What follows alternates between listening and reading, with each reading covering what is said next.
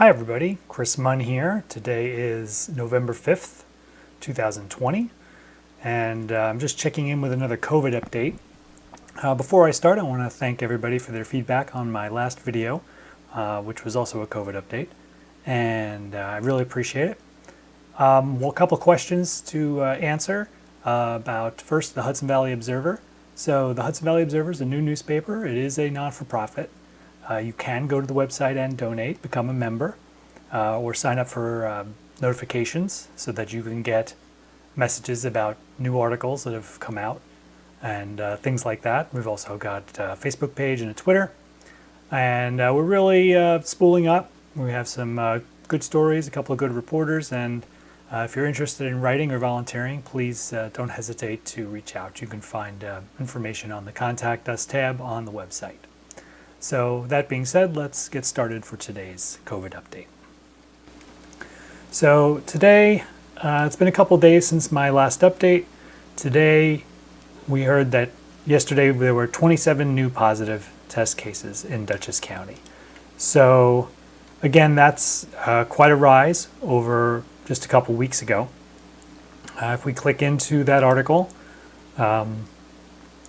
we see more detailed information. So once again, we're talking about how many positive tests came back on Wednesday. So now remember, these cases are tests that may have happened a week ago, 5 days ago, 3 days ago. They're not necessarily from just, yesterday.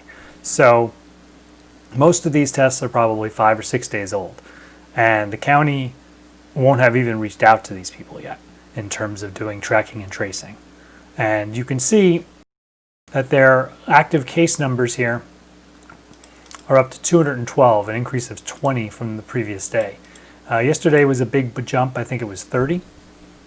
So, they're now tracking 20 more cases this was as of Tuesday. They were tracking 20 more cases from the prior day. The county data is delayed by 24 hours on their COVID dashboard, but the active cases doesn't mean people who are positive. That's not like a list or a total of everyone who's currently positive. It's just the people they're tracking and tracing. There is some correlation, but it's really not a one-to-one. So there's also a drop in hospitalizations, which can be a good sign. But remember, hospitalizations lag infections. So usually someone's not hospitalized till about a week and a half, perhaps to 2 weeks after they've originally been infected. And that might be 10 days or a week after their positive test. So we'll have to see how that goes. Every day we have a new article every day on the Observer where we're running down these test numbers, and we've also now included every school district. So we check all the school districts in Dutchess County and report how many tests were reported and how many positive, and then a snapshot of the last 3 weeks. If there have been no positives, then your district doesn't show up in this list. So when I look at this list, I don't see, for example, Red Hook on this list. So Red Hook has not had a positive test in the last 3 weeks. As of yesterday, there was one new positive test came in for Hyde Park, and I don't think anybody else had a positive test yesterday. No, according to this. Now there's a link to click in. Now remember, these positive tests in Hyde Park, this isn't just anyone in Hyde Park. These are children of school age or teachers or staff members. So if you want to find out more, you can click in to the specific report for the school, and you'll go to the state website where you can see exactly who tested positive. Well, not by name, but whether it was a student or somebody else. So in this case, in Hyde Park, we can look through and we can see from labs for kids ages 5 to 17. So here's the one test. And so far it has not been attributed either to a student or a staff member. So it's someone of school age in the district who is not a student or staff member according to this. But that could change in the near future. So we'll see how that turns out. So going back, so this is our daily article. Talks about, compares to about 3 weeks earlier. And here's our chart. So you can see here, this is 3 weeks ago. This is a 3-week chart, and it's a 7-day average. And I like to use the 7-day average on these positive tests because it sort of smooths out the bumps. If it's a Saturday or a Sunday, we may not get as many tests in because labs are closed, or the government person who's entering the information or collecting the information doesn't get it in time. So by doing a 7-day window, you smooth out all those issues.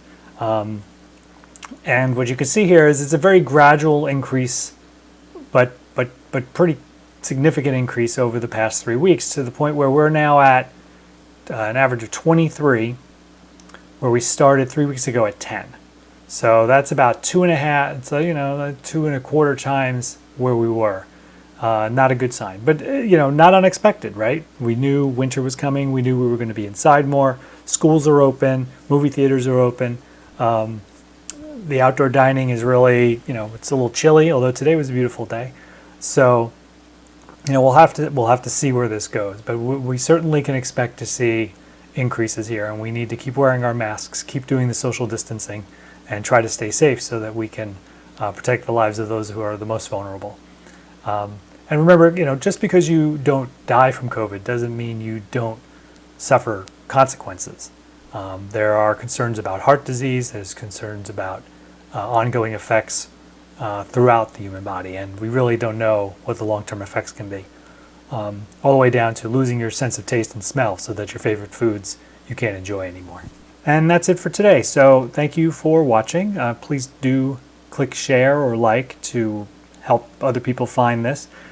If you want, I invite you to come by the Hudson Valley Observer website. It will ask you if you want to receive notifications either on your phone or in your on your browser. Please do sign up for that so you can see our new articles as soon as they come out. Find us on Facebook and click like.